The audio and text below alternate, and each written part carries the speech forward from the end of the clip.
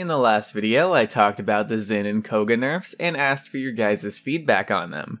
It's all definitely been noted. It's nice to see that the majority was in agreement that the nerfs were too much. I'm hoping to get Zhin and Koga on the meeting schedule for this Friday. But there's also something else that I'm hoping to get on it that you guys seem to be equally frustrated about, and that's Lian and Cassie. You guys felt like Zhin and Koga were nerfed too hard, and Lian and Cassie, while being more deserving of nerfs, were not nerfed at all. These four characters are big points of frustration when it comes to the balance this update, so I'm hoping to tackle all four of them in the next meeting. I made a video focused around collecting feedback for Zhin and Koga, so now I'm doing the same thing for Lian and Cassie. While I'm pretty confident I know what the problems are, it's still important I get a collection of thoughts and opinions from you guys. Also, the more people that agree on something, the more likely it is that I'll be able to get Evil Mojo to do it. So let's talk about these two, Lian and Cassie. These two are without a doubt the two top damage dealers in the realm, at least on PC. Both are incredibly effective direct damage dealers who are constantly picked or banned, even at the highest level of play. Now, if they're so strong, why haven't they been nerfed? Well, I'd assume it's because when you look at how successful they are across the whole game, they aren't overperforming. Now, this kinda makes sense. I've noticed for a while that the higher you go, the more effective these two are. They are heavily reliant on aim, hitting combos, and skill shots. Now, some of you may laugh at that because Lian has two aimbot abilities, but the aimbot abilities alone don't make her overperform. If you can't hit your primary attacks and your presences, then you really aren't getting anything done on Lian. Cassie doesn't have any aimbot abilities. Her arrow hitboxes are bigger than Lian's hit scan bullet ones, but that doesn't really take away from the fact that you still have to have good aim with her. And depending on the range, you may need to lead your shots a bit too. Now let's look at the reason why they're really good. With Lian, it's pretty simple. It's the Eminence reset build. You run Eminence, you run Heraldry, and hitting a presence makes the normally 15-second cooldown into a 3-second cooldown. So if you're good at aiming, you're able to constantly fire off these high damage, no fall off attacks. The more skilled you are, the better this talent is gonna be. Many players probably can't hit them that consistently. So Lian only ends up overperforming at the higher levels of play. Now that sounds okay, right? At least on paper. Something is rewarding if you have the skill for it. However, like I said in the last video, there is a limit on how much your own skill should reward you. It's like when Infinite Roll Cassie was a thing. That took skill to pull off. Constantly landing your arrows after every roll to continuously roll over and over. However, the reward was too great. Infinite mobility and infinite bonus damage. It was really fun, don't get me wrong. Just like how Eminence Lian can be really fun. But it's really only fun for the person using it. Even then, maybe not. I don't have fun firing off constant presences. No, I feel over-rewarded.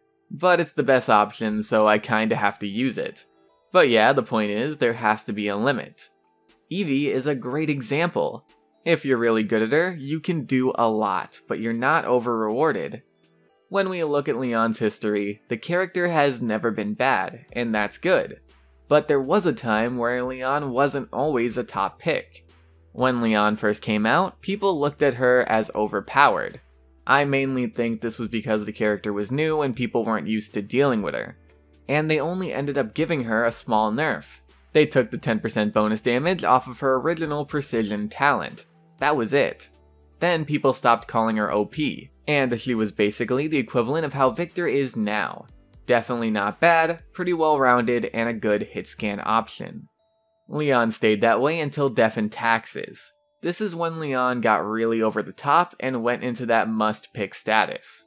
Then Death and Taxes was removed, but the presence bug that caused it to no-reg sometimes was fixed, and fixing that bug allowed for the dormant power of the Eminence reset build to come out. This kept Lian in her must pick status.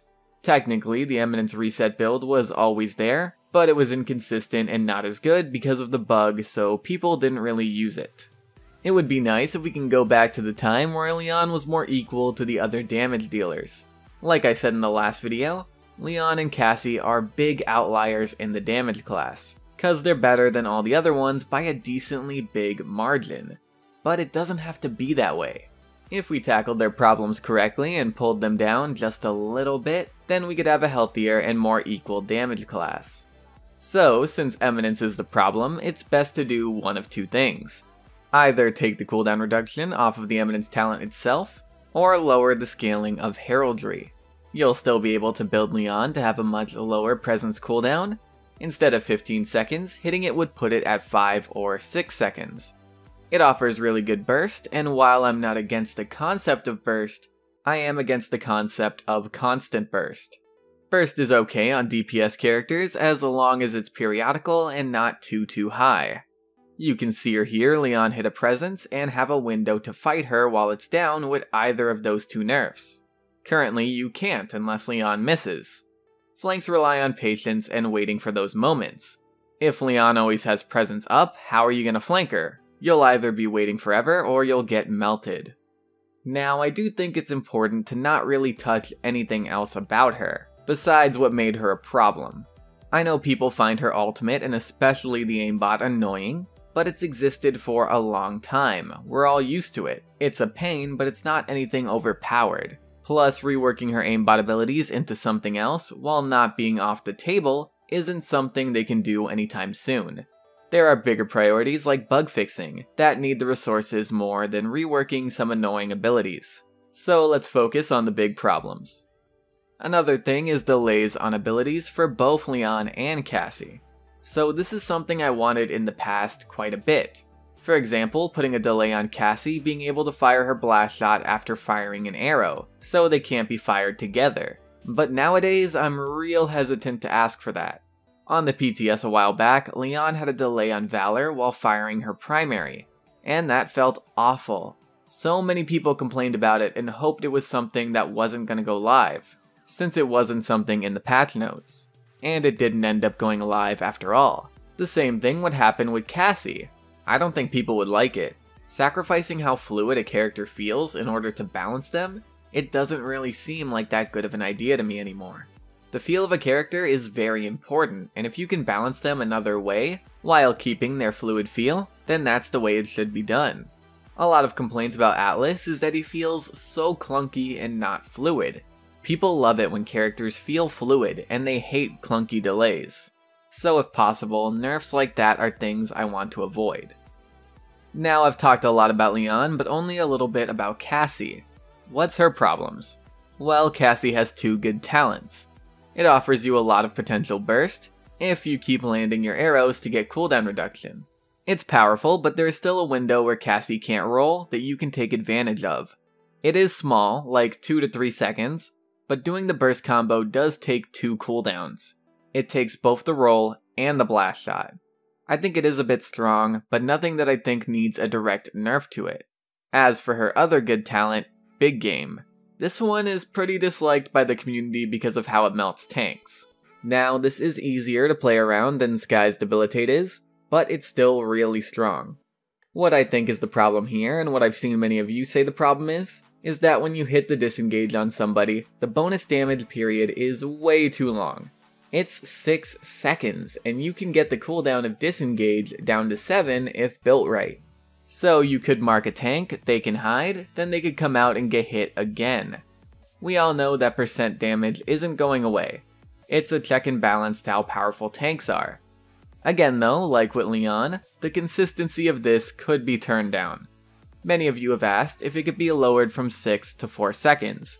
I think that would be the best course of action. Then there'd be at least a 3-second window where you know you can't be hit with a disengage. Now earlier I did say for Lian, 3 was too low, but the difference here is Lian can use the presence on anyone. With Big Game you hit somebody and there's still a 7-second cooldown. So if you end up getting stuck fighting somebody who you didn't hit with the disengage, you're not getting any value. Like if you hit one tank, they run, then somebody else tags in to fight you instead, so you can't attack that tank. With Lian, you hit somebody, they run, somebody else comes in, then you hit them with it too. So it's definitely different. I also think that reducing her base damage back down could help. A lot of you have asked for this too. Many were confused when her base damage was increased from 650 to 680 a while back. Reducing it back down to 650 would of course reduce her damage overall, but it would also reduce the damage of her exaction and big game talents too. Not by a whole lot, but it is something. And again, we don't want to gut either character. All we want to do is pull them down a little bit so they're more in line with the rest of the class. So those are what I think are the problems with the characters, and that is backed up by community feedback. But the whole point of this video is to get more opinions. So let me know what you guys think down in the comments. I want to be as prepared as possible for this meeting so we can get all these frustrations settled. Anyway, that's pretty much it guys. I want to thank you all for watching. I very much appreciate it, and I'm going to see you guys later. Bye.